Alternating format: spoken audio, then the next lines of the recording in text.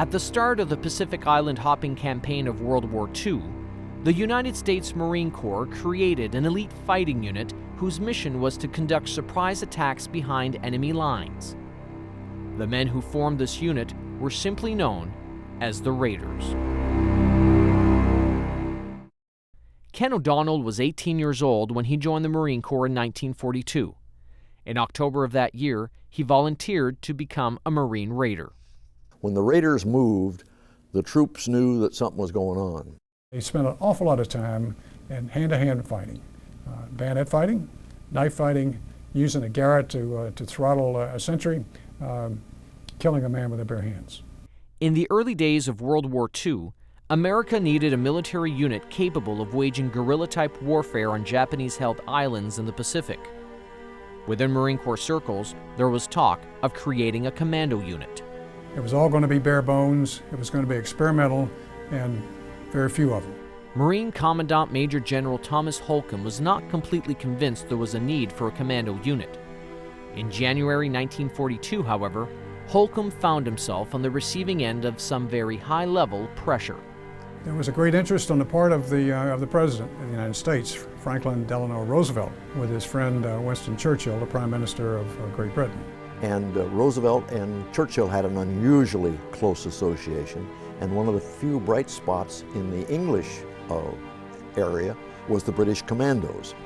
Churchill appealed to Roosevelt, and he caught the sense of it, and he suggested to the Marine Corps, which was still looking for a mission, an odd fit in the armed forces of the United States, you might consider doing this, Mr. Commandant. Even more pressure came when the Commander-in-Chief of the U.S. Pacific Fleet, Admiral Chester Nimitz, called on the Commandant to deploy a quick reaction force against Japanese-held positions. If he was going to give in to agree to forming experimental elite Raider battalions, he wanted them to be at least amphibious.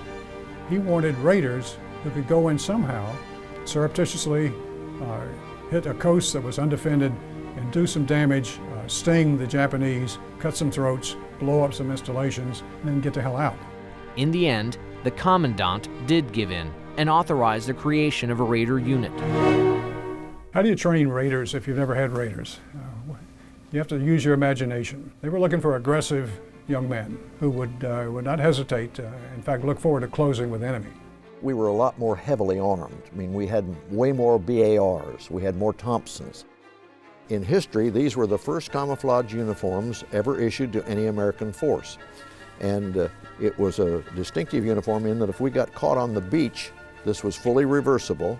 They had snaps on both sides, so in 30 seconds you could get out of these and go from jungle to beach on this side.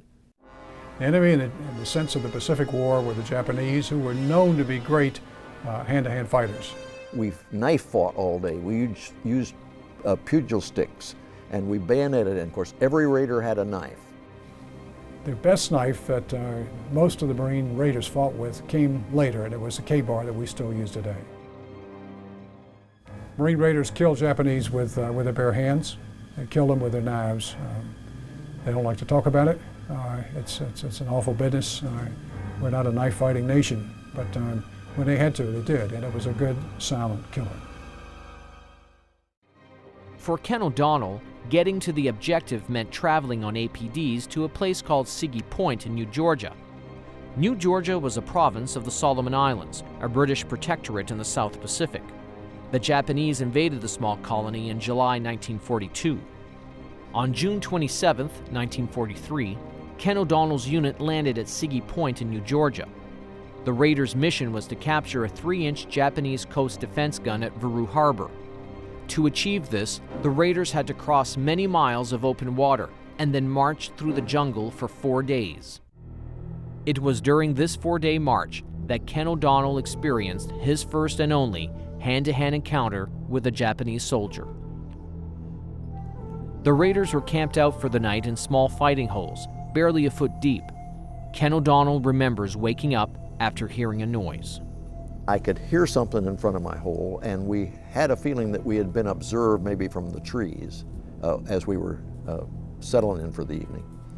And I not only could smell, not only hear, but I could smell that it was someone. And so I just slid out of my hole, and this person slid into it. And so I used my stiletto, and I had no idea what I was aiming at, but I hit him right in the back. And he just hollered and moaned, and that was it. So I stayed out of the hole and he stayed in it.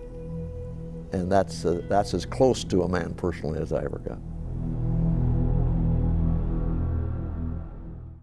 The assault on Viru Harbor was a pincer movement. Ken O'Donnell's company took a southern route toward the village of Tuam. The remainder of the raiders traveled the northern route to attack the opposite shore. The raiders reached the outskirts of Tuam without being discovered. They opened fire and secured the village. The Marines consolidated their hold on Viru Harbor July 4th. I think Viru, those of us who weren't lost in that, it showed us that we could handle them, and that man for man, we were as good as they were, and probably as good as that we hoped we were. We got back to Guadalcanal and we were there about, maybe a week. And the first raiders had gone into Rice Anchorage on New Georgia. At Rice Anchorage, the 1st Raider Battalion had suffered heavy casualties. They were on a mission to attack Biroka Harbor, a large barge port. The Japanese were using the port to transport supplies to the Munda airfield, some 16 miles south of the harbor. The plan called for the Marines to land at Rice Anchorage, travel south to Tiri, and then follow the river up to the Enogai Inlet. The Raider Regiment, led by the Marine Raiders and reinforced by 2 Army battalions, went through a hellacious jungle, up to their necks sometimes in mud and muck. It was one of the great forced marches in Marine Corps history, and they surprised the Japanese at Enogai. Several days later, they came out of the jungle that was thought to be unpassable ground, and they'd done it. A few days later, Ken O'Donnell's unit arrived at Enogai with much-needed manpower and supplies. On the morning of July 20th, 1943, the raiders began moving toward Biroka through the Dragon's Peninsula. By noon, they reached the main Japanese defense and met heavy resistance. They had concentrated and brought their weapons in such concentration there that there were just times if you'd stood up, you had just been cut in two. I've never seen or heard the volume of fire that we were getting from them. By late afternoon, the raiders were running out of ammunition and water. Casualties were heavy. At 1700, a decision was made to pull back into a defensive position for the night in preparation to withdraw back to Enogai. The raiders had come within only a few hundred yards of the harbor. The next day, the U.S. forces began their trek back across the Dragon's Peninsula. Progress was slow, as everyone had to take turns carrying the wounded. That's what happens when you wander in range of a Japanese mortar. So I spent 11 months in the hospital getting rid of this because it cut the radial nerve here and up here, and it wasn't a painful thing, but it was just a long time getting it to come back. And so the walking wounded were walking back to Enogai. In early August, the Munda airfield was taken by the U.S. Army unit. The main Japanese force had escaped by sea. The New Georgia campaign was a costly one for the Marines. Each Raider battalion had suffered casualties in excess of 25%. I don't think we ever had a feeling we were going to literally be run out of a place or overrun, but we were going to have more of a battle on our hands than we thought we were. We got into the Raider business because of President Roosevelt's interest and interference, if you will, his suggestion. We gave it 2 years. They were very good in the first part of the year when we could not mobilize a whole division. Now we have 4 full divisions. We've got another one on the way for Iwo Jima, and we've got a 6th one about to form. We've got 6 infantry divisions, 4 Marine air wings. We've got all the firepower in the world. We've got veterans, good staff NCOs, good hard-charging battalion commanders. We don't need Raiders anymore. We thought that we were something special.